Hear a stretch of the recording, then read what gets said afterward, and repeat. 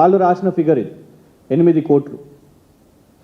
అందుకే మేము డైరెక్ట్గా డిమాండ్ చేస్తున్నాం, సిట్ విచారణ పెట్టండి.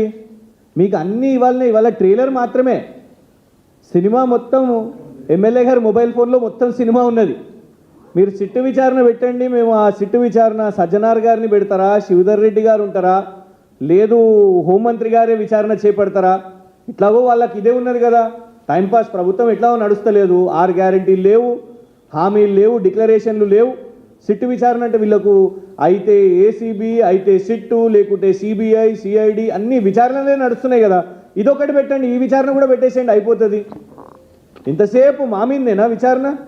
ఒకసారి మీ నాయకులది కూడా విచారణ పెట్టండి. పొంగులేటి గారి అబ్బాయిదేమో రాఘవ కన్స్ట్రక్షన్స్ ఎఫ్ఐఆర్ అవుతుంది గచ్చిబౌలిలో. కానీ ఏం జరుగుతుంది? పొంగులేటి గారేమో నిస్వార్థంగా నేను విచారణకు సపోర్ట్ చేస్తా అంటారు, 2 రోజులకే ఇన్స్పెక్టర్ గారిని, హబీబుల్లా ఖాన్ గారిని మార్చేస్తారు. మరి దాని మీద విచారణ జరగదు ఎందుకు?